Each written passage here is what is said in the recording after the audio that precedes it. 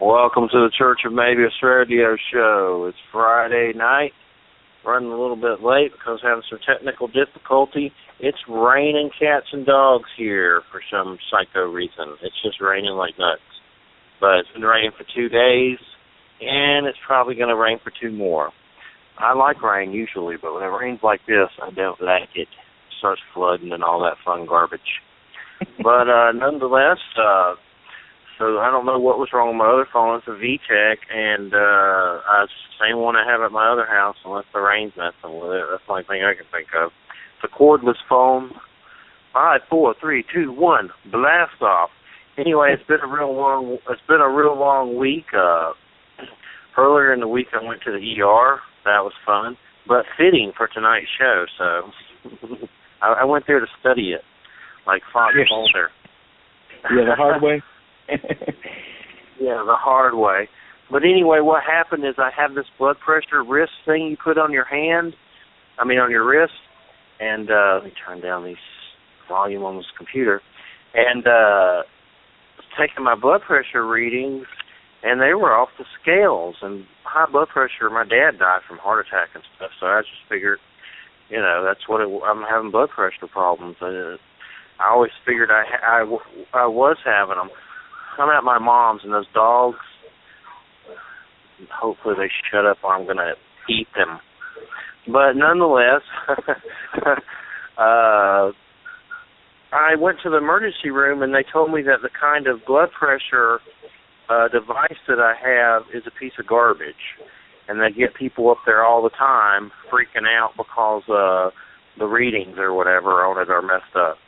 So basically, they ran all these tests on me, blood, pee, and all that good stuff, and I'm fine. So I guess I have OCD, so you do the math.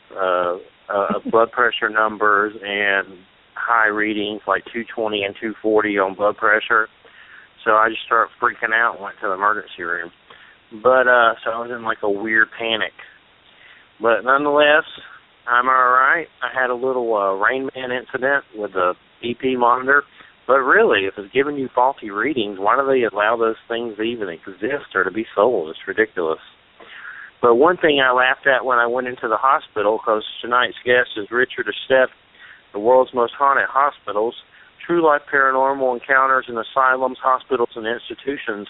But anyway, when I went in the hospital, that's what I was thinking about, the book. And then I looked, and there are these pictures of people, I guess, who own the hospital, like old paintings of creepy people, and they were just creepy as hell, like weird, creepy paintings on the hospital of, like, I guess all the people that worked there back in the 60s or whenever the hell, I don't know, but those paintings gave me the creeps. So got some blood taken from me. I haven't had any blood spill in a while, so I think I enjoyed that. That helped me let some pressure off, release some blood. Well, we got Jay here with us tonight. Oh, yeah, real quick. I got to do this real quick before we get to the guests. You're listening to 107.7 New Orleans and 105.3 Henderson Point, Mississippi. Tonight's show is brought to you by Jim Oliver Smokehouse, Restaurant and Lodge in Monteagle, Tennessee. Order online at www.thesmokehouse.com. Offering a large variety of all-natural, old-fashioned jams, jellies, barbecue sauces, and smoked country meats. That's www.thesmokehouse.com. Promo code is live on the site. Enter UPRN to save 10% off your online purchase. We got Jay with us here tonight. Good evening. Good evening. So this phone sounds okay? Okay? Other one, you couldn't hear a thing you were saying. It would sound like you were chewing on marbles. I don't know. It's probably from the rain or whatever. Or who knows? Your mom must have a voice. Yeah. I'm in the room where my stepdad died last year, so he don't even believe I have a radio show. He when he thought I was lying and I made it up. I didn't even have one, and I even played it to him. So he's probably astrally blocking the phone or something from the afterlife. He's from the other side. Yeah. My luck this week, if possible. But it's been raining for 2 days, and it's supposed to rain for 2 more. And I'm at my mom's. I have to see my daughter. She's coming to visit me tomorrow. And then Sunday I take my butt back home to the mobile home in the wilderness where I belong, back to my cage, where I'd rather be right now. But let's get to our guest. How's it going, Richard? It's going pretty good. Thanks for asking. How are things with you? They're all right, sort of. It could be a little better, but they're all right. I'm surviving.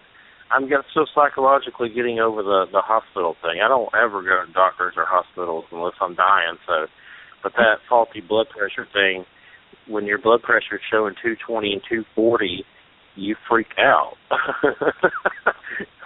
I figured the thing could be trusted. It had good reviews where I bought it at and everything, so I guess it couldn't. So, but they read my blood pressure. Yeah, they read my blood pressure 3 times, and it was normal every time. Well, I guess, Richard, first off, tell us a little bit about yourself before we get started on your book. Sure thing. So I've been a paramedic now. Well, if you count my time as an EMT, I guess I've been doing this since 2002. I also work as a volunteer firefighter. And so my living, though, is mostly emergency medicine. That's my profession, both practicing it and teaching it. But I've been a paranormal investigator for, 20 years on both sides of the Atlantic. Started out in my home in England, and then moved on when I came to the States here in 1999. I brought that skill set and that passion with me. And I've been lucky enough to investigate some of the most haunted properties on both sides of the Atlantic, and now I write books about them. Nice. So where are you? You're originally from Britain? What part? Yeah. A city called Leicester. Nice. And how long have you been here in the United States? Since 1999. They call it. What made you migrate here? Well, a couple of things. One is that I was married to an American, and the other is that I was working for a big American IT company. So all things being equal, it made more sense to come over here, relocate, and I love the place so much. I am still here. I'm now a citizen. Nice. We've had quite a few Brits on, Nick Redfern, Tony Tompkins. I could go on and on. We have some listeners over there in Britain. And then Roxy, of course, who runs my Facebook group on Facebook. She's from over there. Cool. Let me see. Your first book was in search. Was your first book In Search of the Paranormal? Yeah, that's right. It's an autobiography, more interesting cases from over those 20 years. Cool. Yeah, I got that one from Little One, and then of course I got World's Most Haunted Hospitals. So you have 2 books total? No, I got a few more. I wrote one about my adopted hometown called Haunted Longmont, which was for the History Press, and I have a new one coming out, which kind of springboards on the back of Haunted Hospital. One of the hospitals is in Salt Lake, just outside Salt Lake City in Utah, and I moved in there for a week over Halloween with a team of paranormal investigators, paramedics, and nurses, because I wanted to do some experimentation when it was at its most active. And look out of that. That comes out in August. Nice. I know Nick Redfern. I don't know if this is a British quality, but you seem like you pump out books. But Nick Redfern, buddy, that joker, he's like a printing press, that guy. Chupacabra road trip, Nick. Yeah, you know, he's got a... I don't know, I just love to write. And when I'm not writing nonfiction, I'm writing a series of novels too. So, you know, writing's my passion. So I'm too old to go do a lot of other things. Colorado, Boulder County especially, it's a very outdoorsy state, you know. Everyone seems to love skiing and snowboarding and camping and hiking, and I miss that gene, so I've got to sit at a keyboard and write about stuff gene. Nice. I'm about the same way. I have a pretty good bit of books out myself, and it's weird because for like 10 years or more I talked about wanting to write a book, and then I never did it. But I started doing these written interviews with a ton of people to where I like write questions and they just write out the answers and stuff. And I got so many of them. Me and Andrew Colvin turn them into books. It's like, God, like 5 books now. It's like I was writing a book and I didn't even know I was really writing a book when I was doing it. I just did all these written interviews, and now I have a book on Bigfoot, 2 on UFOs, Probe Tapping just came out, and then have some ghost books coming out. But it was weird how mine transpired. It's like I talked about it for a decade or century, and then I was doing the written questions to people, and I never thought, I'm going to make books out of these. I was putting them up on where I worked at Examiner and stuff. It was just weird how it played out. Did you talk about writing your book for a long time, or did you just, do it when you first thought about doing it, or it take you a while? So, I did. I wrote a bunch of it. I had a job that I really didn't like, which I no longer have, but I was working graveyards for a while, working night shifts. And I'd wanted to write about my paranormal research for a while, but you know how it is. You convince yourself that nobody's going to want to read what you write, and, you're not going to get published and all that kind of stuff. So I figured, well, if I write on my lunch hour, then I'm really getting paid to write. I'm getting paid to write by my employer on my lunch hour. So I'll do 500 words a night or 1,000 words a night in my lunch hour, and then 2 months, 3 months, you've got a book. And of course you have to edit it and revise it and all that kind of stuff, but that was the way I kind of tricked myself into proving I could do it. I told myself that, hey, even if no one reads this, I got paid to write this book. And then just so happened that Llewellyn said, no, we like it, we want to publish it. And how was it? Did you do most of the editing and stuff yourself, or did they do it? That's one of my big weak spots. I can write stuff, but it's going to turn out somebody else is going to have to edit it. So you get what's called suggestions and notes from the publisher, and in the same way that my wife suggests I do some chores, they're really more a list of you'll do this or else. So you send in the book, and then they'll say, Chapter 10, you might want to look at a different way of phrasing this so you don't offend somebody. This is kind of boring. This is a little too graphic, so on and so forth. So once you've written your book and you've self-edited it, their editors look at it. They tell you to make changes. Then they'll go look at your changes, make sure they're happy, and that goes on until the book meets their standards. Nice. So what got you into paranormal originally? Did something happen, or was it just something you were interested in? Yeah, I was always that kid that while everyone else was out playing soccer, running around, I liked those ghost books, and I went down to the library, and I would check out every book from usually the adult section on parapsychology, and there wasn't a lot back then, before the big TV explosion, before Ghost Hunters and Most Haunted and all that kind of stuff. There weren't the hundreds or thousands of books there are today. There were just a few. But I would just check them out, guys like Peter Underwood and Harry Price. Even read The Amityville Horror by Jay Anson, stuff like that, and I would just be enthralled and engrossed with those books, and I always wanted to investigate in the way that the Ghost Club had done in the UK. And so I ended up just keeping that love, and when finally I hooked it with a local group, this would be about 1995, that was going to investigate an abandoned old church, and I managed to get a spot, and the rest, I never looked back. And that was, what was the church called? The church was St. Botolph's Church in Skidbrook, Lincolnshire. And it's a really nice place during the daytime. It's the kind of place you go for a picnic, And then when it gets misty at night, it looks like the set of a 70s Hammer horror movie. Christopher Lee and Peter Cushing would not look out of place there at night. Nice. I was just, I think it's Cushing. There's some, or is it Lee? Some movie I just got a hold of, I heard about time after time, where I think it's like Sherlock Holmes hunting down Jack the Ripper with a time machine or something. Oh, that's Cushing. David Warner and Malcolm McDowell. Oh, okay. I got it wrong then, but I got it. I just need to watch it. A mix of actors. But yeah, I'm into all those Hammer cool movie. Yeah, me too. I'm going to check that out. I love those movies, man. They're good. They're the best.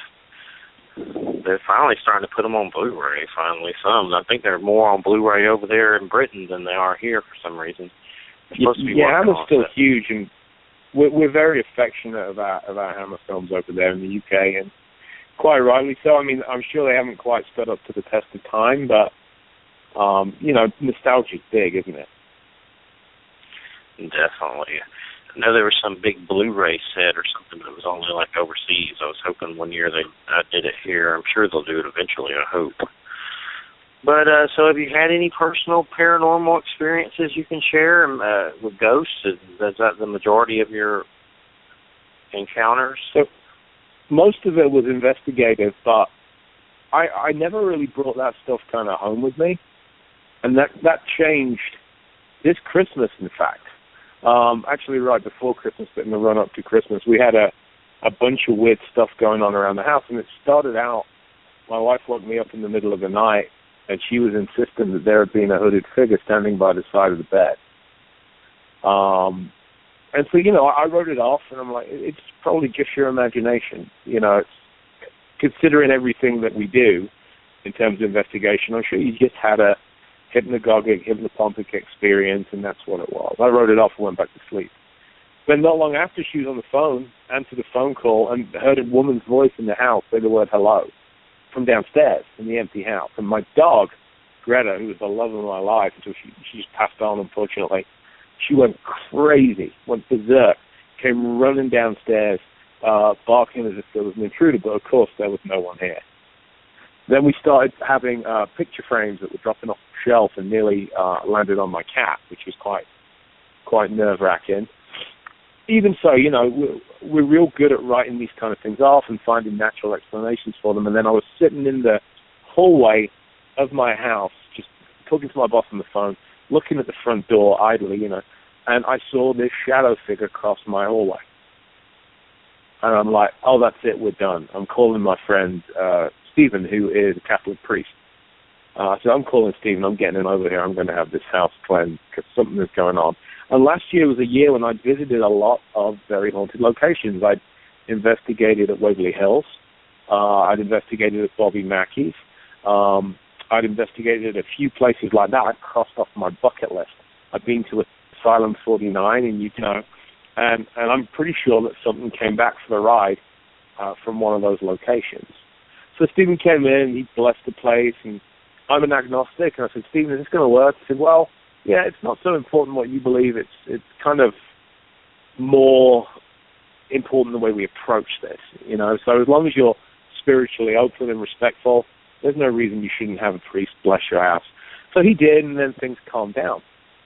Then in January, I flew to the UK. I was actually moving into a prison, a witch's prison called The Cage, which is research for a future book. And while I was there, my wife Laura, unfortunately, we had to have our dog Greta, we had to have her put down, put to sleep, because she had kidney failure. She wasn't doing very well at all, and we were reaching a point where it would have been cruel to keep her alive. And so every day for 10 years, because Greta liked to watch things going on outside the house, she liked to be our neighborhood watch. Greta would stand at the front window, and Laura would open the blinds. She would take the blinds up about 2 feet so Greta could get a good view out. And the night that she died, Laura was in tears. We were talking on the phone, America to Britain, and she said, I'm closing the blinds. I'm going to have to put the blinds down, and it breaks my heart that I'm never going to have to put them up again now that Greta's gone. And the next morning, Laura wakes up, comes downstairs, and the office blinds have been taken up to exactly the level that they had for the past 10 years. The blinds had moved themselves up. Wow. So that was one of my questions I always ask someone about ghost or afterlife stuff is, what do they think about pets in the afterlife? And that's one of I've lost pets before, but my dog Jack, who's with me all the time, he has seizures, and I'm always worried he's going to go, and I'm sure one day he probably will. But that's definitely going to be a rough scenario. So you think without a doubt when animals die that they carry over, that's your evidence from what you've experienced? I'm not saying that that's evidence, although if you do look at what has been gathered over the years, there are plenty of paranormal photographs with ghostly animals in them, dogs, cats, horses. My personal belief, and it's just a belief, but then again, anything anyone tells you in this field, no matter who claims they're an expert, we're all just trying to figure it out in our own way, aren't we? There are no true experts in this field. But my own personal belief on it is that when I die, send me where the dogs and cats go, and I don't care where that is. But they're so full of love, they're so full of joy. Those kind of animals, they're our companions. They really are our best friends. I find it really hard to believe that they don't survive in some way, shape, or form. And over the course of my career, I've seen a number of clients that have had visitation from dogs and cats, or they're sure that they have. Yeah, I've heard stories too, for sure. Well, I know one thing: if I get there and my dogs ain't there, then you're gonna be a problem. Somebody's gonna get it. They're gonna put me in the hole. Yeah. But well, I know for a fact from my experiences that there's all kinds of weird stuff going on around us. When I was 17, I had testicular cancer. I've been healed. I'm 41 now. I've been healed for a very long time. But shortly after that, my dad died, and I had a being of light, a person made out of light, visit me, and it was on the cloud tops, and a friend saw it. It was just like standing there on the clouds, like something you'd see out of a movie or something, like Highway to Heaven. Mm-hmm. And I always presumed it was my dad, but a few years back, I saw two beings of light leaving my house, just flying away, like they came out of the roof and flying to the heavens. I'll never forget it. So, and I've had a lot of weird UFO stuff happen with multiple witnesses. So it's just once you see stuff, you're like, seeing's believing. There's got to, you can see that crazy stuff. I believe we carry on, and there's probably so much crazy stuff going on we couldn't even fathom it, or if we tried to at one time, we'd go insane. So much stuff going on in the other realms around us, for sure. Well, I think you can read about it all day. You can watch TV shows about it all day, but until it happens to you personally, I think nobody truly believes it, do they? Or at least it's not really as easy to believe. You need to have that personal experience that just kind of hits you like a bolt of lightning and convinces you one-on-one. Definitely. For sure. I definitely, like I said, seeing's believing, and I've had phenomenon follow me everywhere I've moved, all over the place. Everywhere I go, it just follows me. Let me see. So what made you decide to tackle hospitals? That's the creepiest places possible. Those are more creepy than asylums to me. Well, I mean, it wasn't a great stretch because of what I do, with my profession. You know, for a paramedic, I've spent years talking to nurses, doctors, other medical providers, and most hospitals don't like their ghost stories to be common knowledge, and I can understand that. Hospital's supposed to be a place of healing. It's supposed to be a place where people can be calm and tranquil and get better. The last thing you need is stories, of paranormal activity going on to make people spooked or on edge. But if you get those folks talking off the record, it's amazing how many of them have got stories that relate to what they do and where they work. So many hospitals have ghost stories. Some of them going back hundreds of years. And I was intrigued by that, and I wanted to delve into some of them. Cool. All right, let's turn over to Jay here. You ready, Jay? I'm ready. I noticed a lot of the hospitals are, at least a couple of them are over in Europe and England. But looking into the hospitals, did you find that there was one specific area of the hospital that tended to be more haunted than any other places? Like if you went to the same, different hospitals, the same places would be haunted? Oh, that's a great question. Do you mean like one department over another, let's say? Right, like, the ER or the same asylum mortality ward or the cancer or heart ward. That's a great question, and I didn't find that. My money would have been on the emergency room, because really that's where you have so many people pass on, where so many people die. But I also found more than one hospital, labor and delivery, also had a lot of activity going on. And this is where you've got people coming into the world. Right. And I guess, and my suspicion on that is, I've always said that wherever you find strong emotions, you find ghosts. Yeah. So and it can be negative, but it can also be very positive emotions. So I think that you get so much joy going on in labor and delivery departments. You've got new lives coming into the world. You've got family members meeting their children and grandchildren for the first time. You occasionally get a tragedy. You get those deaths, but for the most part, these are places of extreme emotional joy. And I think we're seeing the same mechanism at work there that we see in some of the more negative locations. Maybe it's point. There's a doorway there where the new life is coming in. Those who have passed in the hospital are going out through that same area. Maybe, I don't know. Yeah, that could be it. In fact, the Asylum 49 in Utah, that one of the commonalities, I looked at what a lot of mediums who had visited that place had to say, and a bunch of them talked about there being a nurse, an RN, a spirit, who, for want of a better term, was acting as kind of a traffic cop, and she was directing spirits who might be kind of confused the right way to pass on into the next world. She would help them into an energy vortex or portal of some kind, whatever you want to call it, in order for them to transition. That's pretty cool. I kind of, when I got that question in my head, I kind of figured that, I was hoping it wasn't that answer, but I figured that the maternity ward would be one of the more active places. Now, you went to different hospitals. You went to some that were insane asylums only and some that were regular hospitals with all different kinds of departments. Were the insane asylums more haunted? Were there more spirits there than at the regular hospitals, or was it kind of about the same? I think that you see a lot. Again, also looking at modern cases generally, insane asylums seem to be in their own league, their own category. Yeah. And I suspect it's because of the fact that, again, you have that strong emotion, but the emotions there, they're pretty desperate places. If you just look at some of those facilities, and I could really only scratch the surface in one book. I think you could write 10 books if you looked at all of them. But again, you've got a whole bunch of people that are kept mostly against their will. Some should have been in there, some shouldn't have been in there, but the way that we've cared for the mentally ill in the Western world has not really been all of that enlightened, has it? In fact, some of the treatments that I found, the so-called treatments, were pretty horrible. We looked at things like ice pick lobotomies and stuff that is essentially torture. And so all of that misery adds up, and it's going to come out, isn't it? It's going to leave a scar. It's going to manifest somehow. And in the insane asylums, were the spirits more violent than in the regular hospitals, or were they kind of violent all the way around, or more peaceful in regular hospitals? And how did that work out? I think you saw more darker activity in the insane asylums for sure. Yeah, all around negative, aggressive stuff.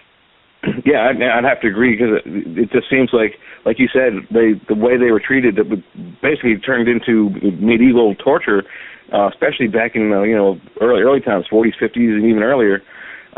It was worse than prison. Well, and really they were, weren't they? Because the whole point of those facilities back then, most of the time, people in society wanted to get rid of the mentally ill. They just wanted them out of sight, and they didn't particularly care what happened to them. So they were put in these horrific conditions a lot of the time and just forgotten. And I just think it's just the like you said, the extreme emotion of it. They would tend to want to, I guess, seek revenge after they passed on to whatever was remaining, the doctors or the nurses or what have you, whoever tortured them. So that seems kind of logical. Well, there's that, but there's also the fact that there are a number of mental illnesses that manifest with violent symptoms. You have some patients with those mental illnesses that they're not malicious people, they're not remotely bad people, but they have a condition which makes them behave in an aggressive way. And then why would that change when you're dead? Yeah, I don't think it should. Yeah, it may be part of the way that their spirit or their soul is, and that there may not be a fix for that. They say that there are certain people that have I don't know if it's a mental condition or just the way their brain is wired, that are just they're wired to be violent and aggressive people. Mm-hmm. Yeah, it could indeed be that. I'm not sure. But it's a fascinating subject, and it's one that I think I'd like to see the paranormal research community look at in more detail. Yeah, I think it's, like you said, you could write a dozen books on it, no problem. Now, we mentioned earlier in the show you were the Ghost Hunter show. You're familiar with that show? Yeah, I watch pretty much all of those shows, and I'm going to be in one. I filmed my first one for TV in November. That should air later this year. Oh, cool! I'm going to have to look that one up.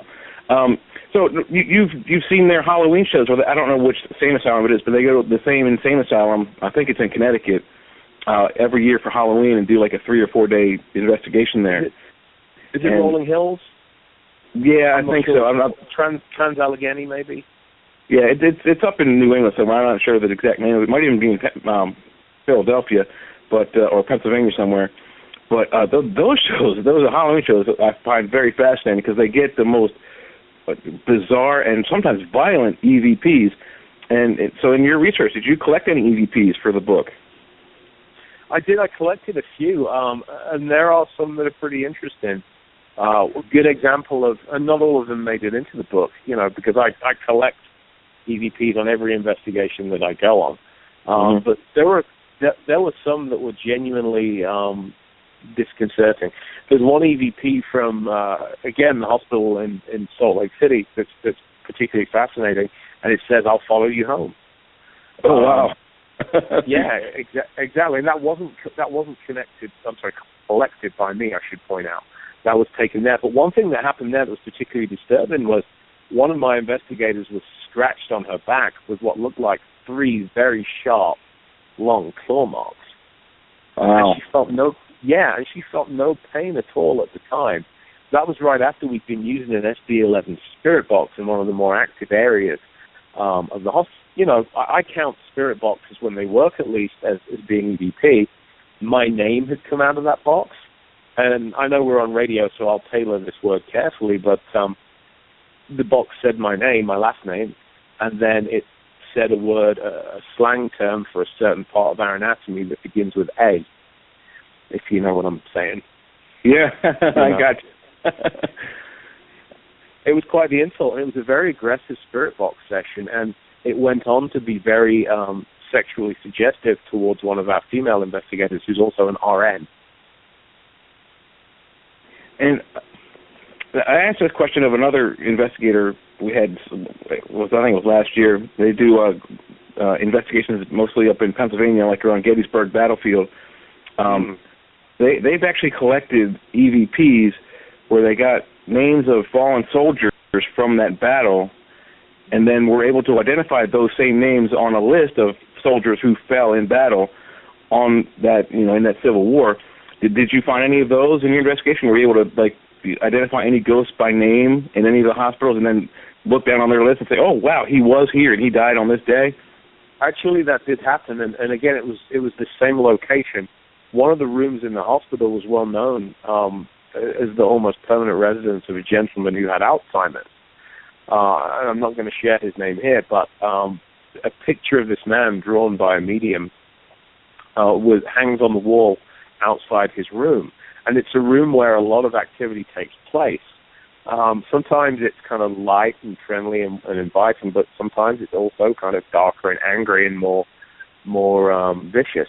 And if you watch the episode of Ghost Adventures that was filmed at Asylum 49, it's the same room where they conducted their Jacob's Ladder experiment, and it ended with Zach Bagans being slammed backwards into the wall by some spirit in the same room. Wow. But they've been able to verify the patient's name in records, and we've heard that as an EVP and through the spirit box a number of times. That's cool. I mean, that must be extremely eerie. I mean, the EVP of the ghost saying, "I'll follow you home" would just scare the bejesus out of me. But being able to identify a ghost, either through a medium or an EVP where he says his name, and then you can verify that person was there. That must be some kind of victory dance thing you would do. Yeah, every so often you get a piece of evidence that it's not questionable, it's not marginal. You kind of have no alternative but to accept it as true evidence. And I'm a pretty skeptical guy, believe it or not, when it comes to the paranormal. But I think the word skeptic gets bad press. We think of skeptics as, hey, it's Agent Scully who doesn't believe anything no matter what you show her. And really, right. Skepticism means just show me the evidence. And, I run into a lot of people who are skeptical that want to talk about what I do, and I always tell them it's really easy to say that this stuff is all garbage when you're sitting in a well-lit living room at midday with the sunlight streaming through the window, Come with me at midnight or 2 a.m. Laura's a doer in science, technology, engineering, and math. And then how long will you sit in a room on your own in some of these buildings, knowing the history, knowing what's going on in there? Will you still be skeptical then?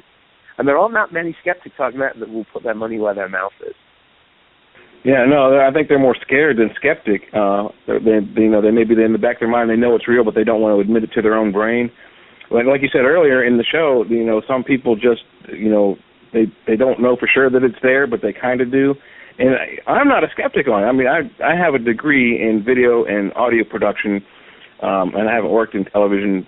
I worked for a few months when I got out of college, but I know how audio works. I know how it's recorded. Nowadays we have the digital stuff, so it's a little easier to tweak the digital stuff. But if you have a physical carrier, like a magnetic carrier, or cassette tape, or microcassette, it's really hard to fake a recording on those live in the field without people knowing about it. You have to have the whole team in on the joke to get that through. And some of the EVPs just they ask a question and then you don't hear anything. Then when they come back, especially particularly on Ghost Hunters, they come back and replay that tape, that section, and you hear the correct answer to that question. Like one of the questions they use is, why are you here? I'm dead, or who killed you? He killed me, or I was shot. Just direct, to the point questions and answers. And I think that's kind of, it's the best hardcore evidence you can get as far as if there's a ghost in the room. Well, and I think also you look at the fact that EVPs have been recorded in Faraday cages. Yeah. And it's very easy for people to claim, oh, you're just picking up stray radio signals. Well, no, not really, because a number of them, as you said, they seem intelligent. They offer perfect responses. There was one that I got in one of the hospitals, and it put on an English accent.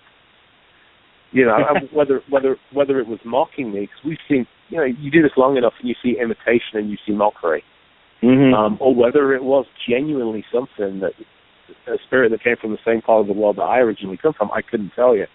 But stuff like that just makes your hair stand up. Yeah, no, it does. I mean, like I said, it's the most. For me, it's the most hardcore evidence you can find is the EVPs. And I also have a minor degree in photography, and I know how the digital photography works. I know how the old celluloid films work, and I've seen pictures of what they call the orbs or little spots of light in the picture. And on an emulsion film, that's probably something legit. The ones I've seen, there's no explanation for those. But on the digital recordings, the readers, the camera lenses are so sensitive that it picks up a lot of dust, and that's what you get in the reflections on the digital recordings. And then also with the rods. I don't know if you're familiar with the rods, the video recordings of rods. It's simply a very fast-moving bug, and the way video is recorded is there's two fields of video. You've got, say, 1,000 lines of resolution, or however powerful your camera is, say 1080p. So you've got 1,080 lines of resolution. One field is the odd line numbers, and the second field is the even line numbers. And if the bug flies fast enough while you're recording, its image is stretched across those two fields of image, and it elongates the bug. So it looks, instead of a four-winged butterfly, you have now a 8-winged, like, rod-looking thing. And they're completely debunked, and anyone who says that they're not is full of themselves. Is delusional. There is a question I would love to ask you, though, because I love the old ghost photographs where investigators, right up until the 90s, you could get the negative, couldn't you, of a paranormal photograph, and you could have it examined by Kodak Labs or whoever, and they would verify this has not been tampered with. Whatever it is that you're seeing on the image is what came in through the lens. So the thing that go ahead. Go ahead. I was just agreeing with you. Oh, yeah. And the thing that I've always wondered recently is, so now Americans, Britons, people in the West, we're on camera more now than at any other point in human history, right? They say that, don't they, that the average American walking around town is on camera 30 times a day, if you count CCTV and all that stuff. We're all carrying cameras in our cell phones in our pockets. Why haven't we seen this explosion of ghost photographs that you might expect? More photographs are being taken than at any point in human history. Where are all the ghosts? Yeah, my only guess answer to that is the old photograph technology, the silver emulsion. I think it has something to do with the silver, because silver is like pure metal, and it's usually used against the undead, vampires, werewolves, and so on. And there are a lot of legit ancient time photographs of spirits in pictures and on walls and in mirrors. And back then you had like the box cameras, which were pretty easy to do double exposures with, but you really had to be an expert in order to do it without ruining the first image. So to put the ghost image in there, you have to be an actual expert photographer to do that. And I don't think a lot of people were, 100 years ago. So, yeah. And later on, the technology got a little better, especially with the Eastman Kodak, with the sprocketed reels and 35 millimeter and so on films. It's still fairly easy to, with a single lens reflex camera, to double an image, but you don't see that with the digital, and I don't know why. I think it's probably because maybe the cameras and the digital cameras aren't as sensitive as the original emulsion. Because as far as I know, and someone else may know better than I, but I'm pretty sure that the emulsion film has a far better resolution than the digital stuff, and that may be part of the reason. It's a fascinating idea, isn't it? Because the paradigm changed. It was about 1999, 2000, I would put it, when we all started getting cheap cameras. And, of course, we went through the orb flap when everybody, as you say, was taking pictures in dusty locations, and orbs became the big thing until we applied common sense. But I imagine it's so much harder right now for even the skilled investigators to look at an image. Even you look at the metadata and that kind of stuff, but Photoshop being what it is, those kind of applications being what there are, and of course you can buy for $3 on the Apple Store a ghost app that will put a ghost into your image for you. It's getting so much harder to tell the genuinely anomalous pictures apart from the ones that are fake, isn't it? It is, unless you have a trained eye. And like there's a lot of videos on YouTube and Facebook and other places where these guys have pictures of UFOs being chased by F-15s or what have you, and I can tell right away that it's fake. The other thing is that people, like you asked about, why aren't you seeing so many more ghosts in pictures because of all the cameras that are out? Well, the same question asked about why don't you see so many UFOs? Everyone's got a new, camera in everything. You got it in your phone, you got it in your watch, you got it in your car. Why aren't you seeing UFOs? Well, you know why? Because they're not pointing it in the right direction at the right time. And the digital cameras may actually pick up a ghost. I don't know. I haven't tried. But if you're not pointing it in the right place, you're not going to get it. And that's also probably part of the equation. And, the reason why we're not getting UFOs is because people aren't pointing them up. They're pointing them directly in their own face and then throwing it onto Facebook. That's why you're not seeing ghosts, and that's why you're not seeing UFOs.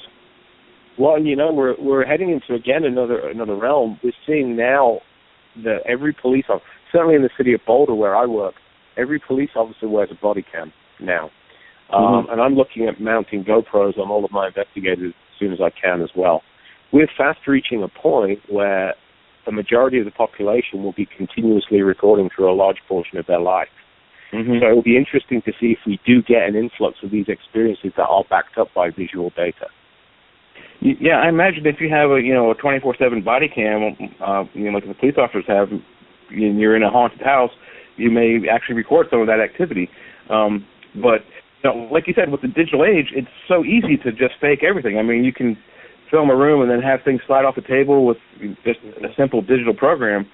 And there was one guy out there who I would trust, and his name's Bruce Maccabee, and I don't know him, but he was originally a UFO skeptic, but he was a Navy photographer back in the 50s or 60s, and he was fairly high up and getting like a really high top secret security clearance, and he's been able to debunk a lot of UFO photographs.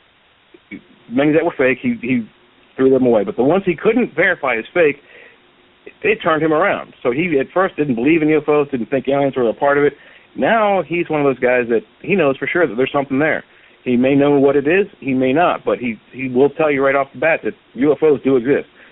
What are they? He won't tell you, even if he knew, because of the top secret thing. But that guy would be the guy you'd want to get to investigate any picture you get, whether it's a ghost or paranormal activity, like if something flying off the table.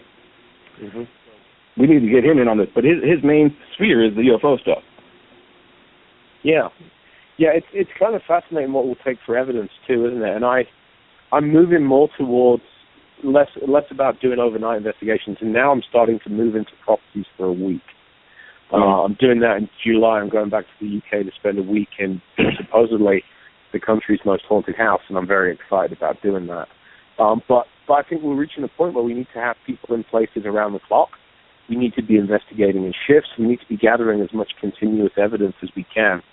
And I think before kind of the modern age, the last person to really do that was Harry Price when he rented Borley Rectory for a year and advertised for investigators to come move in and investigate with him. And of course, his reputation has kind of suffered over the years, and there have been a few allegations that he perhaps wasn't as upfront as he should have been.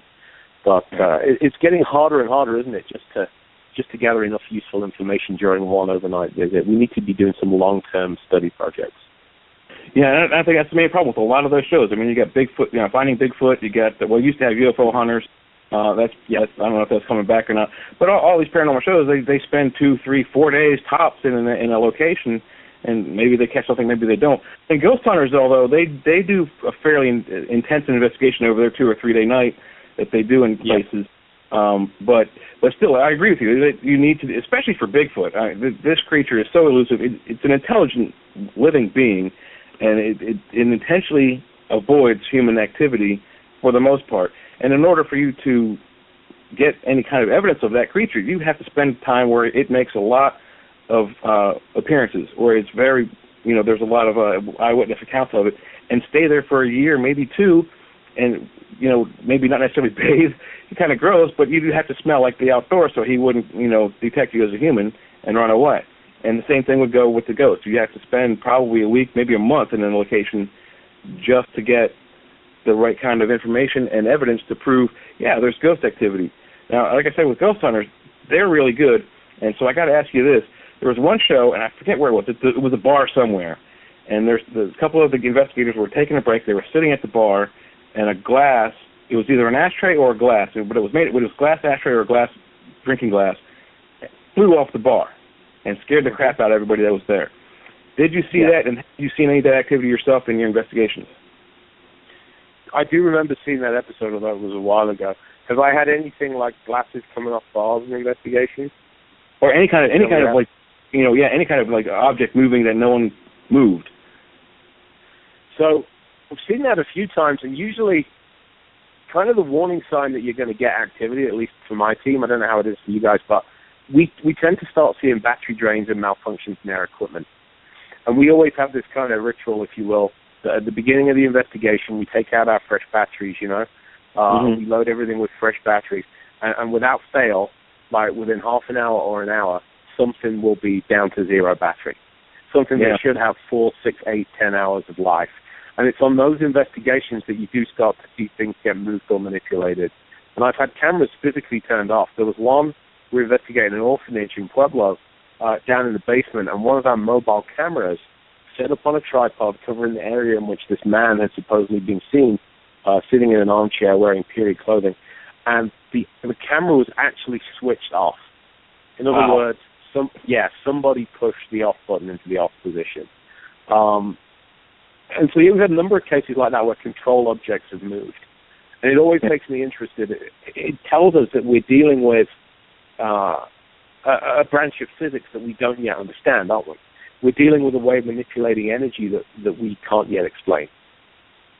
Yeah, I've never heard anyone explain it that way, but that makes perfect sense. And something that I would do, and I've never tried to get into the ghost investigating business, and I don't have one that works. I have an old one that's kind of broken. An old wind-up 8mm or 60mm camera that runs no batteries. You crank it up like a spring-line toy and film with an emotion film. I think you might find that you get more visual evidence that way using an emulsion film and a spring-operated camera. I actually think you might. And one of the photographs that's always impressed me, I don't know if you've seen it, is the one from the California Toys R Us. Do you know the one I'm talking about? No, I don't. If you search it, put in Toys R Us Ghosts, and it's a fascinating picture. And it's obviously this store had a reputation for being haunted, and I believe the investigators were operating with the lights out, and they were using infrared film. Not the digital IR cameras we have today, but actual infrared film.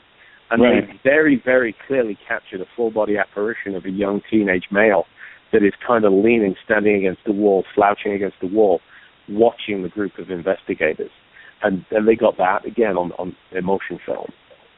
Oh, wow. I think that sounds kind of familiar, but I'll have to, when we come back from break, I'll Google that and look it up on the... Hey, guys, Joe just said we're going to take a break. All right. We're going to take a few minute break, and we'll be right back. You're listening to Church of Mabus radio show. Richard Estep, World's Haunted Hospital. We'll be back shortly. Richard, we're taking about a 5-minute break. Just go.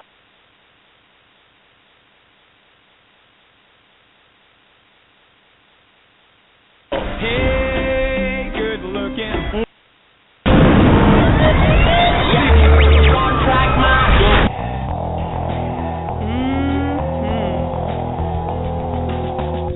The Church of Mabus.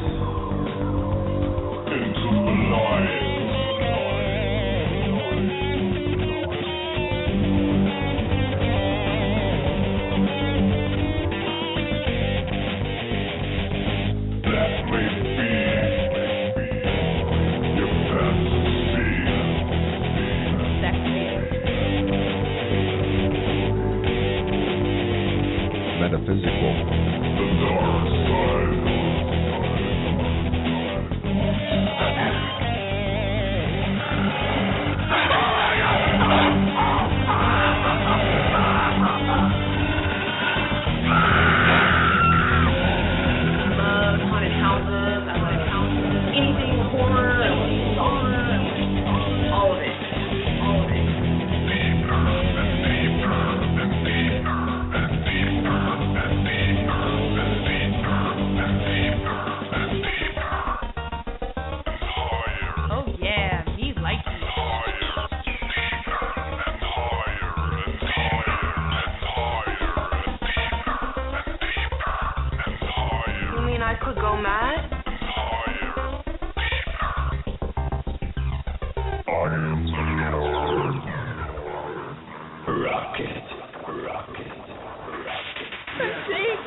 The Church of Mabus. I'm stoked. I'm ready.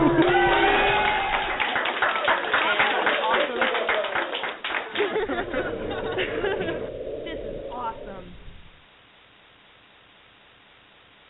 Welcome back to the Church of Mabus radio show. We have returned from the land of the dead. Checked out Daredevil Season 2 this week, and it was beautiful with Punisher from Netflix. If you haven't seen that yet, no, I have direct, and I don't get it. So we're getting the Comcast. So when we do, I'm going to download all the first season and catch up to it. Yeah, it's one of the best superhero shows I've ever seen. It's better than all the movies. The only thing, only movies I would say are in this league is Dark Knight and like Tim Burton's Batman or something. But and Watchmen maybe. But it was really good. And the guy that played Punisher was Shane on The Walking Dead, John Bernthal, and man, he nailed it. It hardcore. Frank Castle. Frank Castle, that's right. Daredevil didn't want to kill the people, but Frank Castle, he don't care. Someone must punish the corrupt. But he just kills everybody. But yeah, it was excellent. Definitely a must-see. Well, let's get back to Richard. Richard, I got a question. So when it comes to all these everybody that goes ghost hunting and goes to all these haunted places and EVPs and all the equipment and everything, what do you think it is? Why do you think they do it? Do you think it's to find out answers about what happens to you when you die, or is it for the thrill of it, or is it all of the above? Well, I think there's more than one type of person that does it. You get some people that are in it because they are genuinely scientifically curious and they're interested in contributing to the field. They know that there aren't professional scientists that are out there doing this. And really, it's the ultimate question, isn't it? We're all trying to find the answer to the ultimate question. So you got those folks. Then you have, at the other end of the spectrum, you have those people that just want the experience they've seen on TV. Maybe they're a fan of Ghost Hunters or Ghost Adventures, and maybe they're armchair enthusiasts. and every so often they'd like to go out there and have an experience. And paranormal tourism is becoming a big business, isn't it? Definitely. You know, although in my neck of the woods, the big news this week, I don't know if you guys saw it, but the Stanley Hotel is stopping its paranormal events cold. After about 10 years of doing them, they're stopping it cold and letting their investigative team go. The Stanley's, that's the one from the Shining? Yeah. Okay. Yeah, it's the one that influenced Stephen King to write The Shining. It's the one that Ghost Hunters, Ghost Adventures, pretty much all of those shows have visited over the years with some pretty good results. And it's really brought a lot of tourism to the small town of Estes Park where the Stanley is. So it's kind of interesting. When I first came to the States, I tried to investigate there and was told in no uncertain terms that the management didn't hold with that sort of thing. They weren't interested. And then I guess TAPS got in there for Ghost Hunters, and everything took off, and so it's been kind of the mainstay of paranormal tourism here in Colorado for a long time. And now they're trying to get away from that image. They're doing a Shining prequel movie. It's supposed to be like a prequel to The Shining. Of course, Jack Nicholson's not in it. It might suck, but cause I don't know if they're going to have that same hotel in it, you'd think. No, that could be pretty interesting. Yeah, it's going to be about, I guess, like from the old and Goldie days and stuff. I'm not sure who's doing it, but they're definitely, it's greenlit, no doubt about it. So in the original Shining movie, the Stanley was in that, right? Completely. Or no? In the original Shining movie, the family was all in the hotel? Yeah. How do you mean? I mean, that was the Stanley, right? Oh, it was called The Overlook in Stephen King's book. Did they actually use the Stanley Hotel in the movie The Shining, is what I'm asking. Oh, I'm with you. I'm sorry. Well, yes and no. Stanley Kubrick directed the movie, and Stanley Kubrick notoriously did not like to fly, so he shot everything after the 70s in London or England. You know, even Full Metal Jacket Vietnam was shot in a gas works outside London. So they actually built the hotel sets in London. But when they filmed the miniseries The Shining, they did shoot that at the Stanley, and in fact they donated a lot of the props to the hotel's museum. Nice. Yeah, I hope that Shining movie's good, but you just never know. So now Stephen King gets some bad films going his way. He's had some good ones, but sometimes some of them aren't too great. Or TV shows. I'm watching that 11/22/63 now, and I like that from Hulu about the Stephen King's book 11/22/63 about the time traveler and JFK. They did a TV show about it. That's actually pretty good. That's on my list of stuff to watch. James Franco's in it, and he's playing the dude. It's pretty good. I like it. Gonna give that a look. I'm like you. We just finished binge watching Daredevil season 2 last week. Did you? What? Yeah, 2 days we watched the whole thing. I watched it in 2 days. 13 episodes, 2 days. That's a lot for me. That's a lot. It's a lot of blood, and some of it was coming from my eyes. Yeah. So what did you think about it? You like it a lot? I did. I loved it. I thought the first season was really good, set the bar really high, and then I thought the second season just knocked it out of the park. Yeah, it was amazing. I liked the first season too, especially Vincent D'Onofrio, Kingpin, but second season was bad-arsed for sure. I loved it. It's definitely up there, one of my top favorite shows of all time for sure. No doubt about it. Walking Dead's getting good too. It's fixing to be Negan's coming. But there's 2 episodes left of Walking Dead, and this villain's about to come that's supposed to be like the most terrible, most horrible villain ever put on TV ever, which is Negan. And he's going to be played by Jeffrey Dean Morgan, who was the comedian in the movie The Watchmen. So That'll be good. Isn't he also playing Bruce Wayne's father in Batman vs. Superman, Jeffrey Dean Morgan? Possibly. That's possible. I don't know. I haven't seen it yet, but you might be right on that one. He was in another show, Magic City. He's a good actor. But he's from Supernatural, too, isn't he? He's the guy's father from Supernatural. I think so. I remember him mostly from Watchmen. He was a comedian. You know, everything's a joke. Yeah, from Alan Moore. Let me see. Let me look at my keywords. It finally sounds like it stopped raining here, and this rain is driving me nuts. I like the rain usually, but man, it's overdoing it. Oh, I know something. What about kid ghosts? Have you ever heard a lot of stuff like that, or ever come across anything where you thought it was a ghost of a kid? I always hear stories like that, and that creeps me out for some reason. Yeah, there seem to be quite a few of those in amongst the haunted hospitals, and again, the ones I've most personal experience with happened at the old Tuella Hospital. But that location is well known to be haunted by about 4 child ghosts, and they are very, very chatty when it comes to EVP. And I think the one that freaked me out the most was you can hear the young boy, and he's crying out to his mom. He's obviously cold, and he says, "I want my blanket." But he's saying blanket with a W. So it's his blanket. And, you know, just in the way a kid that age does, they mispronounce their letters sometimes. And there's something about that, you know, "I want my blanket," that just kind of made me go a little cold.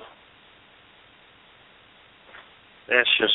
Have you ever heard of black-eyed kids? Those weird little kids people see, and they think, they don't know what they are, but some people think they're aliens, but they want to come in your house. They're like creepy little kids. Yeah, I'm not opening my front door for that. even I've got limits. Yeah, hell no. But the kid ghost is just creepy because, I mean, obviously, did they die when they were kids? Is that why they're kid ghosts? Like, there's just so much to think about there. Yeah, it does, and I know that at a lot of those locations, people will leave toys and will leave things for them to play with, which act as control objects, trigger objects, and get moved around quite often. That's the Edinburgh Vaults in Scotland are supposed to be haunted by a child ghost, and tourists regularly leave dolls and other toys for them to play with. Nice. Definitely creepy, no doubt about it. What's up with the haunted ambulance? Haunted ambulance? Yeah, it says one of your questions, as a paramedic, I have a bunch of questions I wrote down, then I have the ones that are your key questions from New Page. But ones, as a paramedic, have you ever encountered a haunted ambulance? No, and there's a really good reason for it. Nobody ever dies in an ambulance, which is something that not everybody knows. Did you guys know this? No. So I would guess either already dead or they die afterwards at the hospital. So what happens is that unless the patient has a do not resuscitate order, so I guess I shouldn't say nobody, but the vast majority of people, we will either work them, resuscitate them on the scene where we find them, and then if it's not going to be successful, we'll consult with a doctor and pronounce them dead, or they'll be resuscitated in the ambulance until we get to the hospital and they'll be pronounced there. So really almost nobody dies in an ambulance. Nice.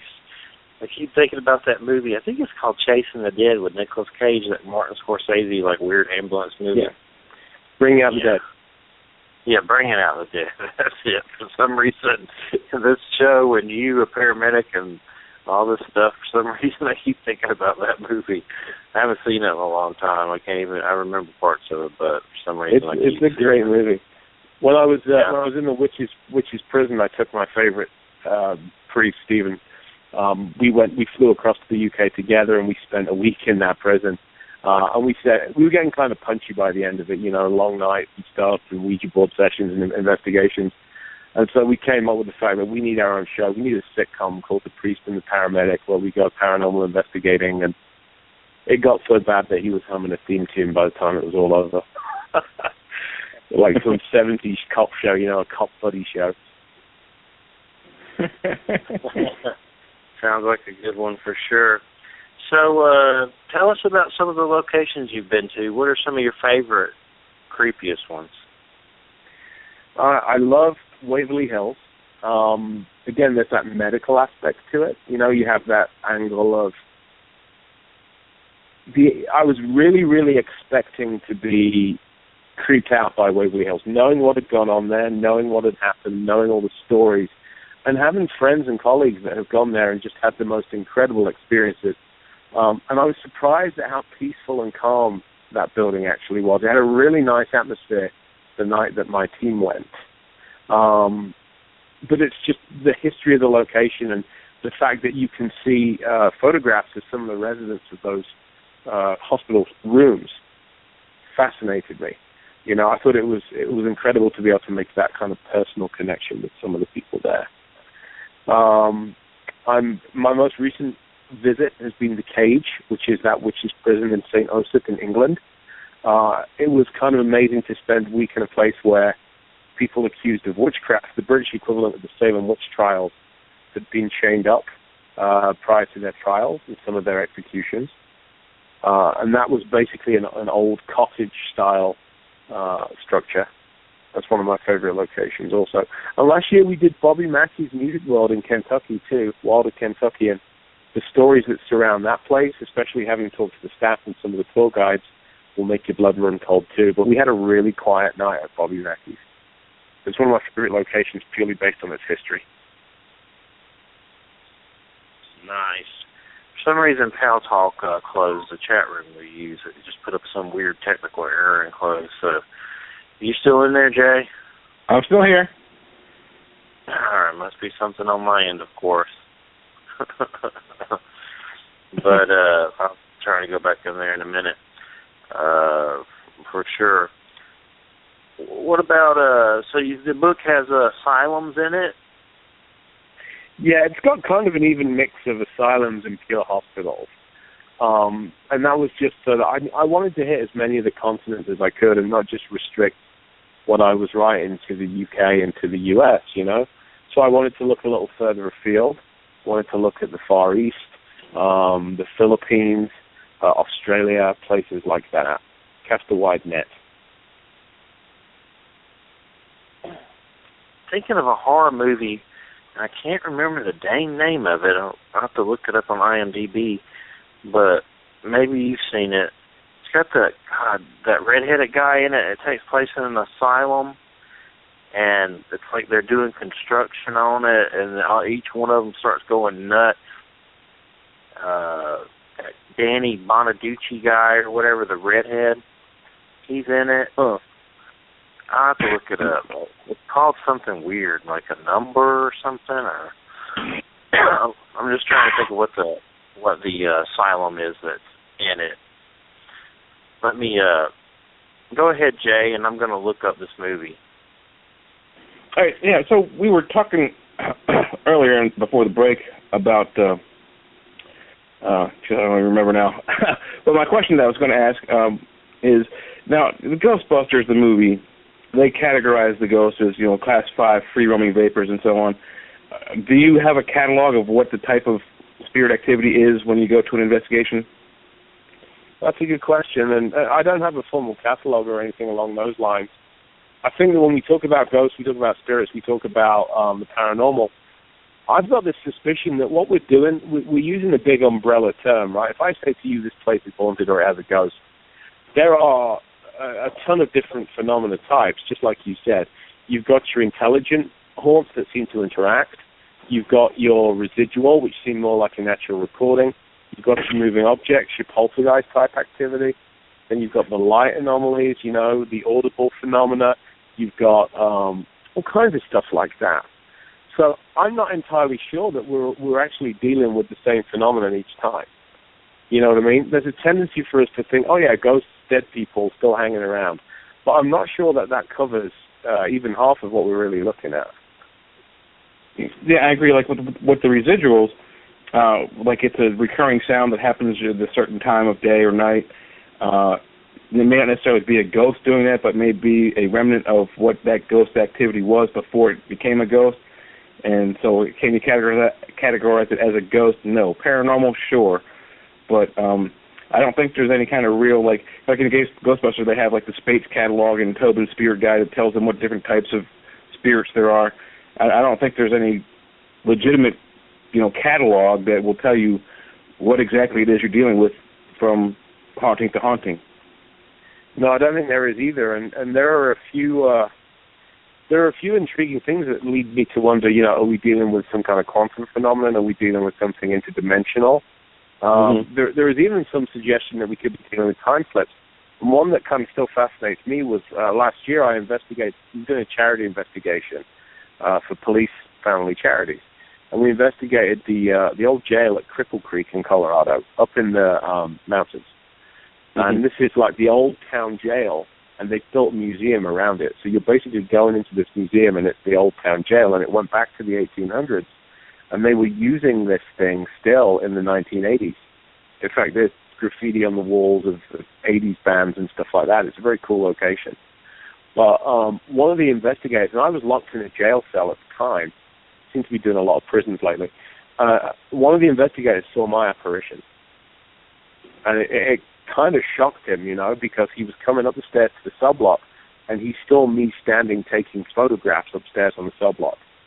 Then he walks down past the rows of cells and sees me. There's another investigator on the door that had been standing there too, so I couldn't have gotten out. It wasn't possible. And nearly just jumped out of his skin. He said, "How did you get back in here so fast?" And I said, "Sean, I've been in here for a while." And so he thought about it, and he said, "It was you. I recognize you. I know the way you look. It was absolutely you. But you were wearing a different shirt. It had a different color on." And I forget what the exact color. Yeah, and I forget what the exact color of that shirt was. But he told me, and I have it in my notes, but I couldn't tell you what it was right now exactly. But here's the interesting point, and I was talking to another investigator. I'm going back to the Cripple Creek Jail next month. Okay, what would happen, just for argument's sake? What would happen if I did wear the same color shirt that he saw? I don't know. Maybe. Yeah, you could scare the hell out of him. Well, but it reminds me of those time travel movies where, could he have been seeing like some kind of reflection of me from next month back last year? If I choose to wear a different color shirt, then that won't possibly be the case. But it just kind of interests me, were we dealing with a doppelganger? Was this something that was kind of mimicking me? It can't have been a residual apparition because I wasn't wearing a shirt that color. So something weird was going on, and I'm not sure whether it involves what we would term a ghost or what we would term a time slip or something entirely different. Yeah, it's kind of interesting you bring up the time travel thing. I don't know if that's what it is, but through Facebook the last few months there's been some of those articles going through saying that scientists have found irrefutable proof or evidence that there are other dimensions, so maybe it's an interdimensional thing more than a time travel. But we talked earlier in the beginning of the show about animals. Do you think that our spirits go in and out of it? I think animals have souls, to be honest with you. And I think, I'm not sure, but I feel that in a past life I might have been a jaguar or a large cat at one point. So do you think we travel in and out of different types of animals through our soul journeys? That's the first time I've heard that one. I think sorry, go ahead. I think it all comes down to energy, doesn't it, at the end of the day? And we're still not sure what the energy is that makes us us. And I don't know if you've ever seen a dead body. I've seen lots. When you look at a dead body, something has left it. You know what I mean? It's not like a sleeping person or anything along those lines. Something has gone. Some kind of life force, the spark that makes them has gone. As to where that goes and whether it stays in the same form or whether it changes, well, good luck figuring that out yet, because the world's religions have tried doing that for thousands of years and still can't agree. But I think part of what we're investigating is, how much of that energy survives? Can it become something else? Can it become something subtly different? Does it keep the same kind of form without a physical body? So I think it's entirely possible. Yeah, I have to agree. I think there's something to it.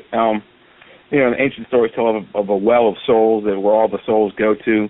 And, is it a physical urn or ark that they go to, or is it a physical realm, and then you're there for a time, and then you're put back into a new body, whether it's a cat or a giraffe or a human.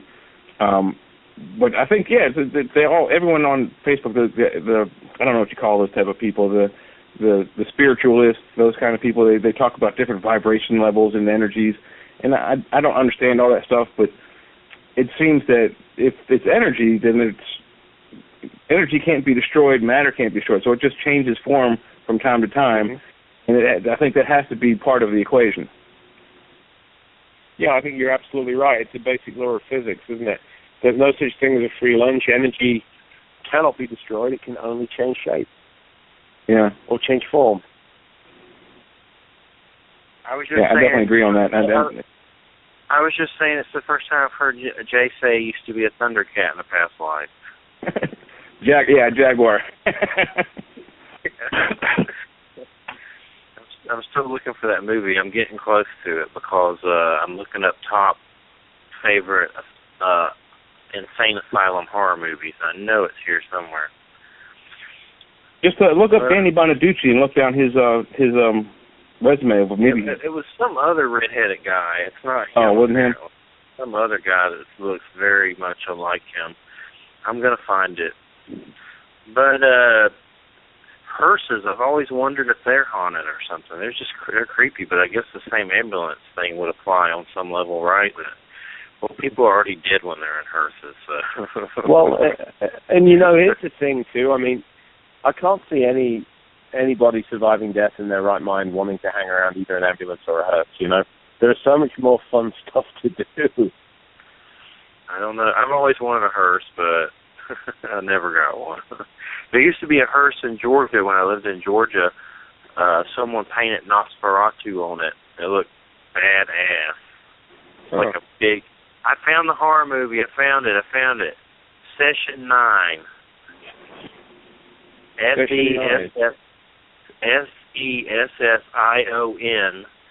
And remember that movie, gentlemen, and watch it if you haven't seen it, because it'll freak you out. It's called Session 9. I'm trying to find some more info about the asylum. Well, I should tell you. It's funny you should say that. I'm looking it up as we're speaking. Session 9 takes place at Danvers, which they've now demolished. But that's one of the books in Haunted Hospital. Yeah, that's one of the locations, rather, in Haunted Hospital. Awesome. And something more interesting about Danvers, do you know historically what the town of Danvers used to be? No. It is where the Salem witch trials took place. Danvers is the original Salem, or that area. And so the Salem witches were executed around the spot of Danvers State Mental Hospital. It's David Caruso, not Danny Bonaducci. Have you seen it? Have you seen Session 9? Have you ever seen Session 9?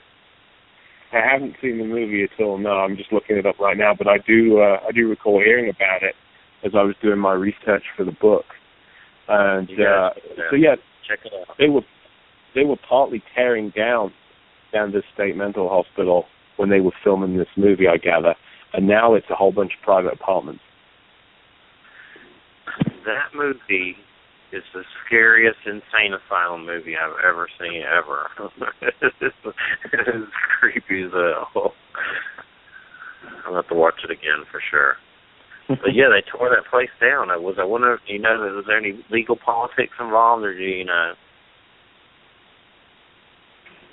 Like anything weird, why they made them tear it down?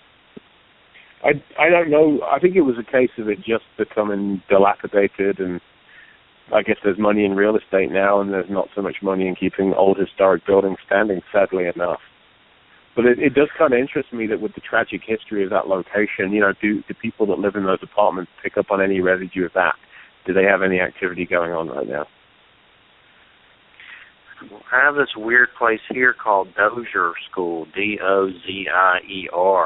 It's this old school that's in Marianna where I live in Florida, and it used to be like a weird black slave camp, like weird school. like back in the 50s or 60s or something. But anyway, they just found hundreds of kids' bodies there.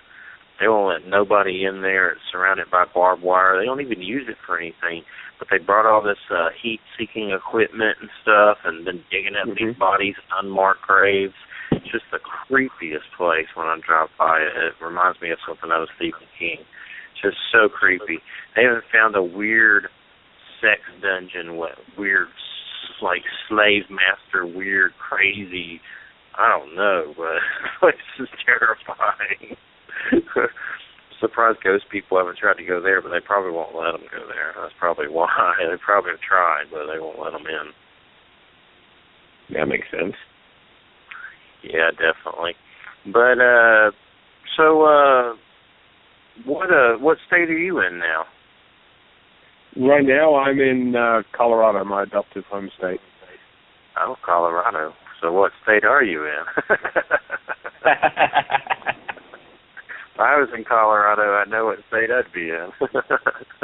I'm with you. I'm in Colorado. Yeah.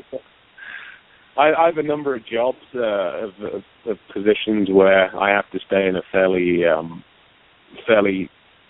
loose, stable state. Yeah, exactly. That actually brings up a good question. Do you think people are more I don't want to say susceptible, or more easy to identify or see paranormal activity if they were stoned on marijuana? Well, the question is, are they more open to genuine activity, or are they more prone to misperceiving what is perfectly natural? And I've always had that question when it comes down to alcohol, when it comes down to mind-altering drugs. When I take on a case and talk to a client, I do a confidential medical history with them.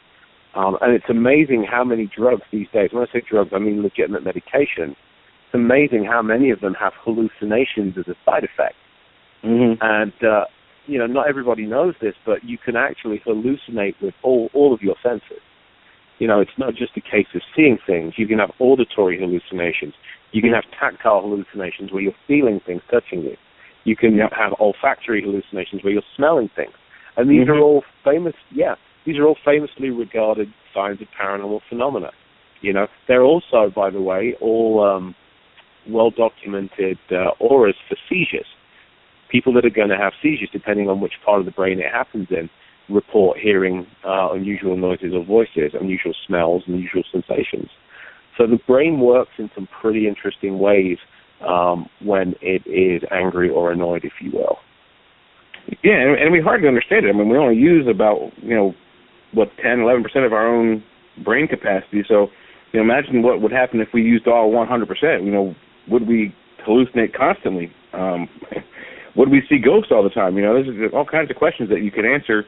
If you had 100% of your brain, what would you do? What would you know? What would you see? I don't know that it's even down to capacity so much as we don't understand what we are using, let alone what we might use. But we know that EMF, for sure, when it's high levels of EMF, will create what's called a fear cage. And it's entirely common for people in those environments to sense things that they believe are paranormal, to have those kind of experiences. We worked on a case last year, a help case, speaking of child ghosts. It was kind of a sad case. It was a couple outside Denver, and they had purchased a home. They had two kids, and they bought a home, and they were getting the sounds of children running around their house in the middle of the night when everybody was in bed. Their own kids were in bed. And they would always kind of follow the same track through the house. And then the wife woke up one night, and there was a child standing on the bed between her and her husband. And she thought it was one of her own children until she realized it was too small. So she was considerably creeped out. She got talking to one of her neighbors, who was a long-term resident in that neighborhood, and they discovered that a child had been very badly beaten in the basement of their house a few decades before, had been beaten to the edge of death, and then very sadly had died in hospital a couple of days later. So not in the house, but the beating had taken place in the house. Right. So utterly freaked out, she called in my team. We conducted our usual investigation. We noted that all of the activity appeared to be, kind of childlike in nature. Toys were being thrown over a baby gate upstairs and things like that. And when we started checking EMF levels, they were dangerously high. We were seeing levels around 120 milligaps downstairs in the basement and upstairs too, which is just incredible. It turns out that the way that the wiring had been done in the house was creating these incredible electromagnetic fields. So when we pointed that out, they had the wiring redone properly. They pulled the plug, if you will, had it rewired. The activity seemed to stop, or at least it had last time I talked to the family. And so we had a debate of, were these guys hallucinating because of the high EMF levels in their house? And that argument only goes so far, because then you look at the fact that objects were physically thrown, toys were physically moved around, and that was not a hallucination. So you also can ask yourself, were these high EMF levels kind of an energy source, a fuel source, for whatever was manifesting in the house? And it could also be the mix of the two. Yeah, I was going to ask you before you mentioned about it, what would you do if you changed the wiring? So you haven't talked to them since, so you don't know if it stopped completely or if it's just diminished or... I really need to get back in touch with them and find out. Yeah, that's interesting. I mean, because I think you're right. You sound like you found the cause, and then they fixed what was making the activity occur. So if we have a causality, we know once you know what causes the disease, you can put a cure to it. So it sounds like you have sort of a cure for certain manifestations. It's a question of, did the activity kind of completely stop, or did it just diminish? The family just wanted to feel secure in their own home again. That was our goal, to help them feel that way. Mm-hmm. Well, it sounds like mission accomplished. Yeah, it really does. The research is secondary to making people feel comfortable at home. Now, in any of the research and investigations you've done, have you actually had people you were trying to help and you were unable to help them, and they had to move from the location they were getting the hauntings? That's happened on a couple of occasions, and it wasn't always genuine. That's kind of the sad thing. And I'll never forget the case that involved a very young couple from Mexico who had just bought their first house, and they were very, very thrilled at being homeowners, quite understandably so. And then they'd been experiencing phenomena that by the time they called the team I was with at the time, these guys were sleeping in shifts, and the lady of the house finally moved out and said, I'm not going back in there. They were getting creaking floorboards, they were getting rattling windows, those kind of things. She was hearing voices at night. And the problem was that they called in a, shall we say, less than reputable medium who had told them all kinds of horrific stories. That I recall her saying that there was a dead baby in the bathtub and there was a headless man walking around, and all kinds of stuff that was quite frankly garbage. And it didn't take long for us to figure out what was actually going on in that house. They bought a house which was close to a very busy road, and that they were also on the main flight path to Denver International Airport. So we were able to prove that the reason that the house was vibrating, apart from the fact that it was an older house, and perhaps wasn't in best shape, it was these heavy vibrations coming from traffic. And what was really, really sad about it was that, and I mean no disrespect to anybody's faith, I promise you, but they were a very Catholic couple. And when I looked at their DVD shelf, I saw copies of The Exorcist and a lot of movies like that, a lot of demonic possession kind of movies. And what I think they've done psychologically is they kind of ambushed themselves. They've used the word demon a lot, and they convinced themselves that they were being targeted by a demon inside this house. And I still have the audio files from that night, and the poor guy, his wife would not come back to the house, period. But he spent the night there with us, and he was so happy because it was the first true night's sleep he'd gotten in weeks, So it was really sad to see that they'd been chased out of the house despite being given a perfectly rational explanation for what they were experiencing. Yeah, I guess once you put the scare into your own brain, it's hard to get it out of there.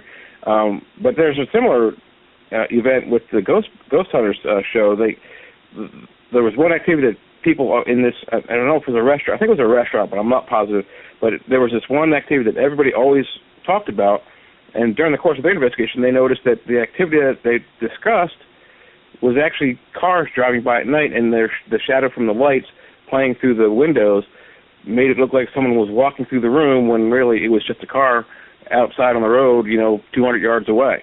But it still scared people because they put it in their mind that, it's a ghost. Well, and I'll tell you, I love those kind of movies too. I love those kind of TV shows. But I think you have to be careful that your imagination can be your own worst enemy. Mm-hmm. And I'm a fairly imaginative person. Most writers are. I like to write novels. I like to read novels. And if you're not careful, you'll terrify yourself or at least prejudice yourself before you step foot in the property. Yeah. So we have to be careful that we aren't being our own worst enemy here. And we always should look for a natural explanation before we go anywhere near a paranormal explanation. Yeah, and that's exactly how TAPS does theirs. They look for the logical,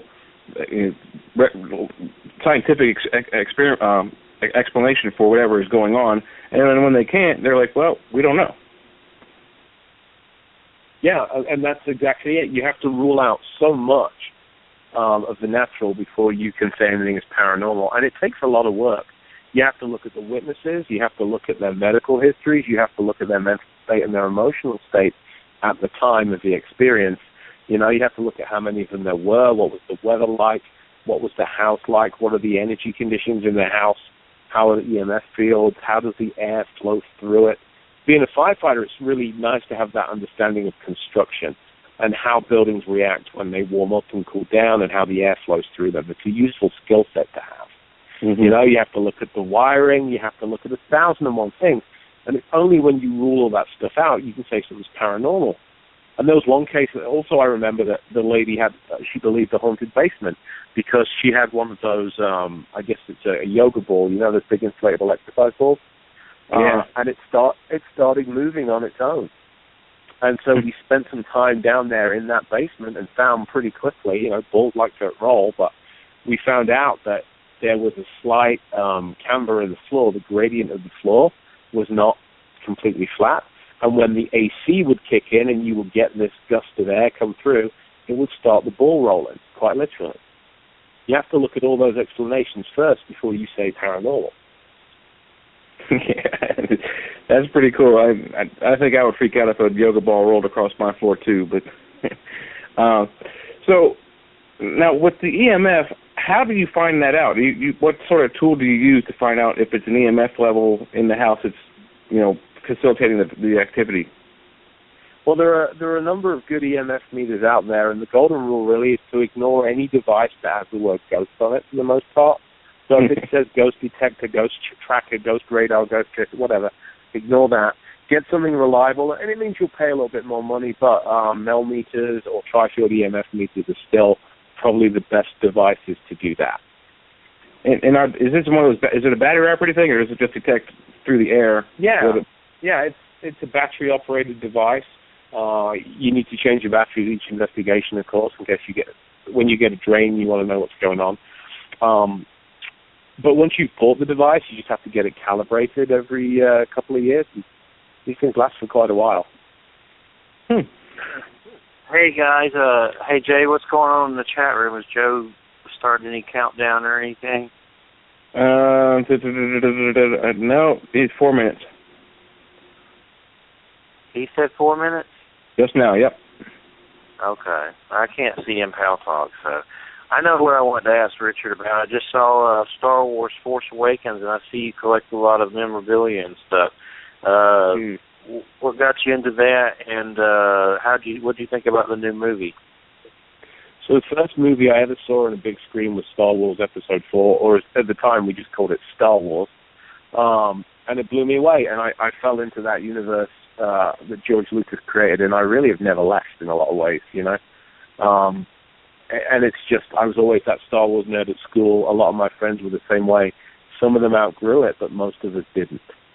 So how did I like the new movie? I loved The Force Awakens. I'm looking forward to Rogue One this Christmas, the next movie. And then looking forward to Episode 8 next year. Really can't wait. I really liked Force Awakens. It did seem like at times that there was like a very similar storylines going on with like the first three movies and stuff like that. It was like another Death Star situation. That felt a little odd, but I still liked it. I still enjoyed it. So I'm not like playing hardcore, but I think he did a good job, definitely. Yeah, there was a lot of similarities. there were, and I think that there was kind of a dangerous situation for J.J. Abrams, the writer-director, of if it didn't feel enough like Star Wars, he was going to get complaints. And if it felt too much like Star Wars, he was going to get complaints. And as many fans as there are, he was always going to get complaints. So I think he played it a little bit safe, but I'm very okay with that. Key thing is, to me, I don't know about you, but when I was watching it, I felt like we were back in the Star Wars universe again. And that was what I wanted. Who is that big Supreme Being egghead guy? What was Snoke or something? I've never even heard of that. We really don't know yet, do we? They're keeping a few cards close to their chest for the next couple of movies. I know he looks similar to one of the villains on the cartoons I've seen. I don't know if that guy was Snoke's or whatever. There was a weird bald villain on Rebels or Clone Wars, one of them, the bald guy. Yeah. Well, so half the fun's going to be in finding that out, isn't it? Definitely. I'm looking forward to Visceral. They make video games. They did Dante's Inferno and Dead Space. They're making a Star Wars game, and it's supposed to be, I think, they haven't really said yet. They've been hinting that it revolves around Han Solo and possible bounty hunter type stuff, so I'm really hoping that game kicks butt when it comes out. I need a good Star Wars game. Battleground was okay, but a lot of people pissed off a lot of people that game. But well, it's good to talk Star Wars for a little bit there. we got to close out now. You got a website you want to plug or anything? Yeah, my website is richardestep.net. And I love to interact with paranormal fans there and talk to them about their experiences and stuff like that. So come along and see me at richardestep.net. Nice. All right. Well, we appreciate it. It was a great show, and thanks for being here. And keep us in the loop on any future books. And make sure you see Session 9. You bet I will. Thank you, guys. It's been a pleasure and a privilege. May the Force be with you. Good night. And with you. Good night. Good night, everybody.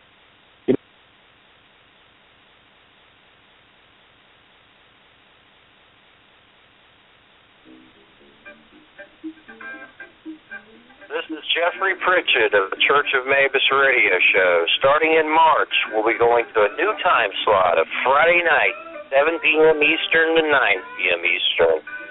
I'm very happy to be going to this early